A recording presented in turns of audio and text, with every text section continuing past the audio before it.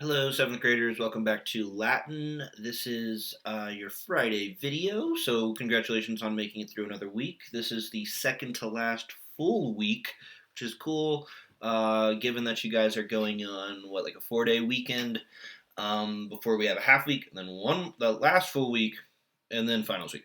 Okay, so today we're going to go through 3 lectiones from this chapter, since we spent this week going over the story. We still haven't gotten to the lectiones. We'll do 3 today, 2 on Wednesday. Then you'll have gone through the 5 that I will select from for your last quiz, which will be next Friday. We'll dip our toes in chapter 20, and then we'll just start prepping for the final at that point. That last full week will mostly be us kind of going over everything you're responsible for knowing on the final. And you guys tend to do pretty well on those cumulative assessments. All right, let's go through these. So just sit back and relax with a notebook, preferably. Yeah, you should have a notebook. You should be going through these. But I'm not going to do that thing today where I'm like, oh, you should pause it right now and work through it. I'm going to kind of work through these slowly, and linearly in a left to right manner in a way that hopefully gives you enough time to be working through them contemporaneous to how I'm working through them, meaning at the same time. Iudex aquo iudicium paratum est labora iam superatur. So left to right here. First thing I'm seeing, iudex. That means judge, right? It's a newer word. And that must just be our subject, right? Think of that I as a J. Think of the word judicial. Who are people who are judicial? What was Paris made to be in that story this week? Oh, a judge. Okay, so it looks like our subject is just going to be the judge, right? All right. Okay, I'll keep moving. A quo. Now, what do I think when I see a quo? A is from this preposition ob. Quo has a preposition over the o. Whenever I see nouns or pronouns with a single vowel at the end that has a macron over it, I tend to think that's ablative. Also, what else am I thinking when I see a quo? Interesting. Okay, looks like we're not having a question here. So quo is not an interrogative pronoun or adjective.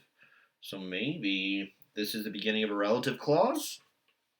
Spoiler, guys, the lectiones that we're going to be looking at, they go crazy with the relative clauses. I don't know why. This chapter is about the interrogative pronoun and adjective version of Queequeg, but it's good to continue to brush up on relative clauses since they can be weird. So I just underlined the whole thing. Let's make sure we actually understand that. I knew that I was maybe entering one, or I guess definitely entering one when I saw quo. Usually they're starting with the Queequeg, but quo needs its preposition buddy. That is clearly the object of. So we're going to include a, and then I go until a verb. And this is kind of new for us, but hopefully you recognize paratum est as that verb. That is a perfect passive verb. Paratum is agreeing with something neuter. Maybe judge is neuter, and it's being verbed. I don't know yet. But hopefully you can tell that is a verb. It's a newfangled perfect passive verb, so there's 2 pieces of it, paratum and est. But that is what our new perfect passive verbs look like. So they can, the verb of a relative clause can definitely be a perfect passive. I see labora after that. And labor, laboris, that's their declension. So that E there, is that just another ablative? A different kind of ablative? So a different shade of green? Yeah, maybe. Iam is just like now, conjunction, right? And superator is a passive verb. So we have a passive verb in our relative clause and a passive verb in the main clause. So we have a perfect passive third person singular with paratum est, and superator is third singular passive present tense. I don't know why I didn't write present, but yeah, that's just a good old present tense passive ending from chapter 18. Okay, so let's start this off. We already kind of figured out our subject is the judge, and then the first thing I think when I see a quo is there's some confusion maybe about ob. Remember, this just is short for ob. Let's see, one second. Okay, check out this note towards the bottom of the screen, which I just added, but for you guys, it probably was there the whole time. But so and ob is this preposition we got several chapters back. Previously, it meant from. So from previously. So it was part of this club with ex and de in terms of Latin prepositions that could mean from. We have a whole gang of them. But when it or ob shows up in a sentence with a passive verb, it's going to be by. It's going to be by. Because often it'll tell us by whom something is done, something is verbed, right? Since a subject is being acted upon by a passive verb, the ablative plus ob is usually the ablative of agent that is telling us like who is doing something. So that's a long-winded way of just saying when you see next to something like quo, you can almost just immediately kind of fill it in as like by whom. By whom? Eudicium, we're not sure what that could have been a subject or direct object. Another thing to keep in mind, though, that would clear that up is we do not have direct objects in sentences with passive verbs. Okay, we just virtually do not. So if something has that neuter ending or that third declension ending, that could be a subject or a direct object, which a verb is passive. That thing's just a subject. So it's by whom. It's going to be something like by whom a subject has been verbed, right? Because paratum s is perfect passive, so has been or was verbed, and it's going to be a subject. So is the eudicium just the subject? So would that be the judge by whom a judgment has been prepared? A subject has been verbed, right? A judgment has been prepared. So, okay, we have the subject of our main clause, and then we have a relative clause that is expanding on it. The judge is the antecedent of a relative clause, quo, to put it in chapter 18 terms. All right, so let's keep moving and finish off the main clause. The judge by whom a judgment has been prepared. Labora iam superator. What happens to this judge? It's a passive verb, so something is happening to him. So the judge maybe is overcome. Is overcome now by work. Okay, so the main clause has a passive verb going on with its own little ablative of means. So Labora is an ablative of means since it's not a person. He's verbed by this ablative of means. Whereas in the relative clause, he is verbed, or I'm sorry, judgment is verbed by whom? By the judge. So the a quo is an ablative of agent. So yeah, these are the two ablatives that love to hang out when we have passive verbs around. When you get a passive verb in the mix, you're going to be getting an ablative of agent or an ablative of means buzzing around your sentence. They tend to congregate around passive verbs. It's just how it works. So the main clause was just the judge is overcome now by work, or the main clause is kind of interrupting it, and it kind of needs to interrupt it. I don't think in the translation you could really, change its like where it's appearing in the sentence. Atsenum cuius familia servata erat numquam vidi. I like this sentence just fine grammatically, but in terms of like the kind of story it's telling, I don't really, I couldn't make heads or tails of this one. But anyway, it's just like atque, okay? It just means like and. It's just another and. It's a kind of and that you can start a sentence off with apparently. Synim, I see synim, and what case are you guys thinking as soon as you see synim? Is that from like that synex, sinus, adjective slash noun? It could mean old or old man. Is it direct object? Is it accusative? So it is accusative. I don't know if it's a direct object yet. It could be like an object of an accusative taking preposition, but I don't see an accusative preposition around like propter or post or anything. So I'm just gonna say like maybe that's my direct object eventually. I see cuius, and that's some kind of genitive. All right, isn't that the genitive of quiquaquad? I see familia, and I think, oh, that's just like a subject. That doesn't have any macron over the A. That's a nominative singular. And then I see servata erat. I'm like, okay, perfect passive. That's what this chapter is about. Partly, we have a perfect passive there. Servata has the same ending as familia, so it can be agreeing with familia. So it's like the familia had been servata or whatever. We'll get into that. And then I see numquam vidi. So numquam vidi. What is vidi? There's something weird about that verb. Is that Wideo wideri? Is that just first singular perfect? So like I have verbed? Okay. Now I'm starting to get a picture of this sentence. Starting off with and, but what's going on with so if the subject is I, that's what vidi reveals, that it's just like I have seen or I've never seen numquam. Then that's our subject. We're going to see a direct object. And then what's all that other grammar going on in the middle? Oh, okay. That's a relative clause. So I failed to immediately do what I did with the last sentence where I immediately recognized that we had a relative clause starting up with a quo. It took me a second. I mean, when I saw cuius, I should have thought that immediately.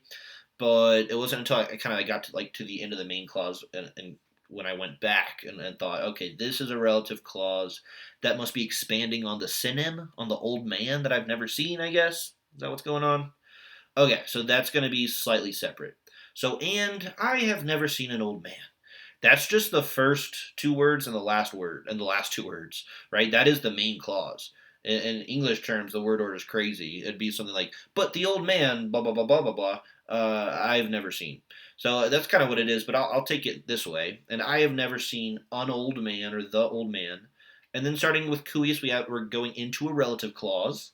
So whose, I'm just going to translate cuius as whose, because it's genitive, and that's how we translate cuius. Or the, what is it, quorum? Yeah. The genitive plural is quorum or quorum. Whose family, whose subject? Whose subject, servata erat. What is servata erat? For one thing, it is not perfect passive. It's actually pluperfect passive because of erat. So it's had been saved or conserved. And that's why, yeah. So now, I mean, that's basically the sentence. But yeah, like I don't know what this is trying to communicate. And I've never seen an old man whose family had been saved. What I don't. Usually the sentences have some kind of internal logic to like the kind of idea they're expressing. I don't know what this. I don't know what the story is here, but I don't know. Maybe you guys should write a short story that would provide a context for understanding what that sentence is getting at. All right, last one for today, and then we'll be done with Latin for the week, and you can enjoy your 4-day weekend. Okay, acque qui ad Graecium missus erat pax et libertas laudatae sunt. Acque. Okay, I'm thinking just immediately. Haven't gone through those last two. It's ablative, right? That Oz from ob. Ob takes an ablative, usually an ablative of agent. A citizen could be an ablative of agent. All right, interesting. And I see qui, and I'm like, okay, all right. Like, we're doing another relative clause. Wow. This is not the relative clause chapter, but we are just going all in on relative clauses, even though we have interrogative and interrogative pronouns and adjectives to learn this chapter. We'll get to those next week, apparently, which is maybe good. Qui ad Graecium missus erat. How did I know to end off the relative clause at missus erat if I have no commas? Well, missus erat, once again, it's another pluperfect passive, just like the pluperfect passive we saw last time. Pluperfect because of erat. But yeah, it's one of the perfect passives that happens to be pluperfect. Okay, so we start with the relative clause, end with a verb there, and then I actually get back into my main clause, which is very simple actually. Pax et libertas. Pax et libertas, is that just a subject? I think that's just a straight up subject. Peace and liberty. Laudatae sunt. Okay. Laudatae sunt is just another perfect passive. This time it's actually perfect passive, not pluperfect. And then, as I just highlighted, ad Graecium there. That's some kind of accusative object, like to Greece, right? To Greece. Something is going to verb to Greece, I guess, or get verb to Greece. All right, and then, yeah, there's laudatae sunt, perfect passive. So, this might seem like a weird place to start, but the thing I identified as the nominative subjects are peace and liberty, right? They're buried in the middle of the sentence there, but that's the actual like start of our main clause. I don't think I could start with acque, like by the citizen. Maybe that would be something I would like do editorially after I was done, kind of figuring everything out. Peace and liberty. Laudatae sunt. That's pretty easy. Laudo laudare, to praise. So peace and liberty have been praised. That's all that is, or were praised. Were praised is fine too. Who were they praised by? Oh, by the citizen. There we go. We know what to do with our citizen. So peace and liberty have been praised by the ablative of agent. It is an ablative of agent by the citizen. And then we're going to learn more about that citizen in the relative clause. So now let's actually do the middle part. By the citizen who had been sent. Now let's make sure we actually understand how to do that. Who had been sent. Oh, I wrote has on the thing. 1 second. So had, because it's missus erat, pluperfect again. But yeah, maybe you don't even know missus yet as being related to mitomitra. It does look a bit different. Mitomitra is to send. Misi is the perfect stem, and then missus is the participle that we use here. And we left it masculine singular, because I guess citizen can be. And then erat is telling us third person singular plu. It does agree with a citizen, or the who, rather. Yeah. Who has been sent to Greece. To Greece, right? That's our accusative object. All right. Hopefully, this is maybe actually a more successful way to go through these than the whole like pause the video thing. I mean, I might still do that like 1 or 2 more times, but yep. Okay. Have a good long weekend. I will speak to you all on Wednesday to prep for our very last Latin quiz of the year, and look at our very last grammar of the year, which is just fourth declension. All right, valete.